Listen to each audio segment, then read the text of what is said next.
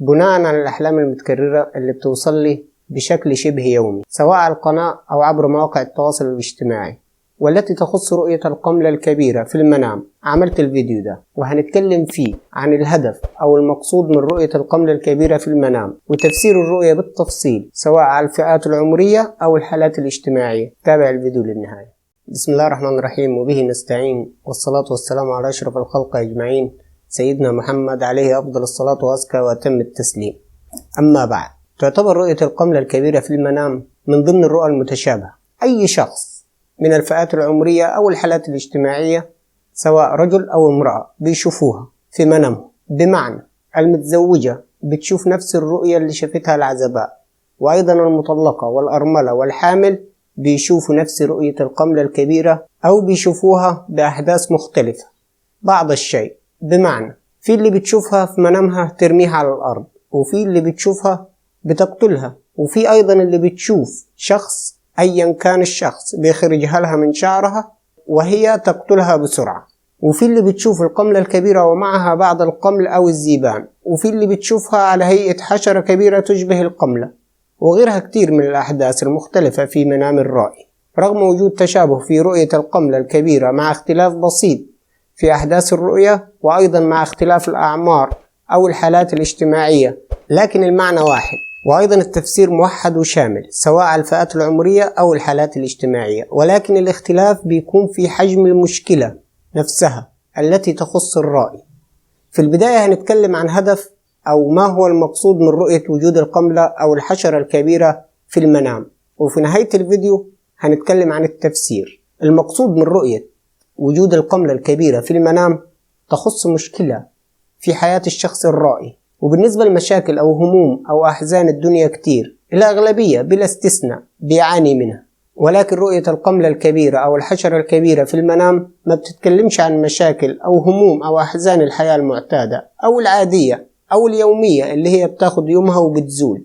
لا، رؤية القملة الكبيرة أو الحشرة الكبيرة في المنام بتتكلم عن مشكلة كبيرة أكبر من المعتاد بيعاني منها الشخص في حياته، بتكون ملازمة بتسبب له التوتر أو القلق أو المتاعب في حياته العامة أو حياته الخاصة أو حتى حياته المستقبلية، سواء المشكلة في الباطن أو في الظاهر. بالنسبة للمشاكل وهموم الدنيا كتير ومتعددة، ومنها ما يلي: المشاكل العامة مثل المشاكل الزوجية أو الاجتماعية أو الأسرية أو المشاكل القضائية، وأيضا المشاكل الصحية أو المرضية، وأيضا توجد المشاكل الخاصة الحساسة التي تخص خصوصية وأسرار الشخص الرائي، ممكن تمسه في شرفه أو سمعته، وغيرها كتير من المشاكل التي لم تذكر.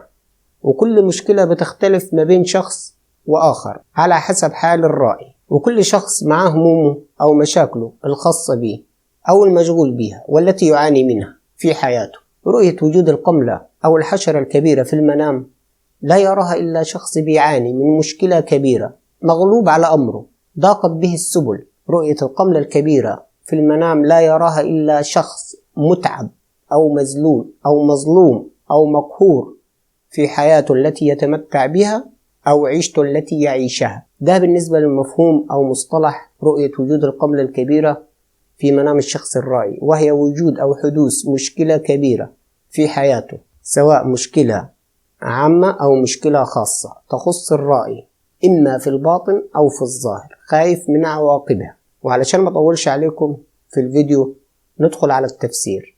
وبالنسبة للتفسير هيكون عام لأغلب الفئات العمرية أو الحالات الاجتماعية، سواء للرجل أو المرأة، المتزوجة، العزباء، المطلقة، الأرملة أو الحامل. بالمناسبة كنت عامل فيديو واتكلمت فيه عن الفرق ما بين خروج القمل وقتله وخروج القمل ورميه على الأرض في المنام.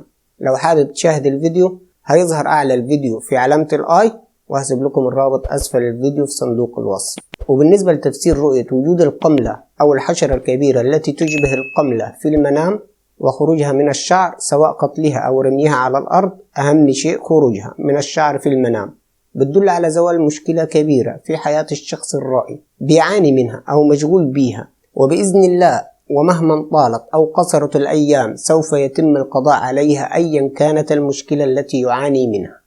أما تفسير رؤية وجود القملة في الشعر وخروجها من الشعر وقتلها بسرعة بتدل على زوال أو القضاء على المشكلة في أسرع وقت قبل أن تتفاقم الأوضاع أو قبل أن تنتشر المشكلة وتكبر، وسوف يتم الكتمان عليها والقضاء عليها، وبإذن الله سوف تزول المخاطر التي تشغل فكر أو بال الرائي. وزي ما قلت في بداية الفيديو، كل واحد معاه همومه أو مشاكله الخاصة به والمشغول بيها. وبالنسبة لتفسير رؤية القملة الكبيرة أو الحشرة الكبيرة ومعها بعض القمل أو الذيبان وخروجهم من الشعر، فهذه الرؤية مبشرة لها أيضا، وتدل على وجود مشكلة كبيرة يليها بعض المشاكل أو الهموم، وبإذن الله سوف يزول كل ما يعاني منه الشخص في حياته، أو زوال كافة الهموم أو المشاكل التي يعاني منها جراء هذه المشكلة، وبإذن الله سوف تهدأ حياته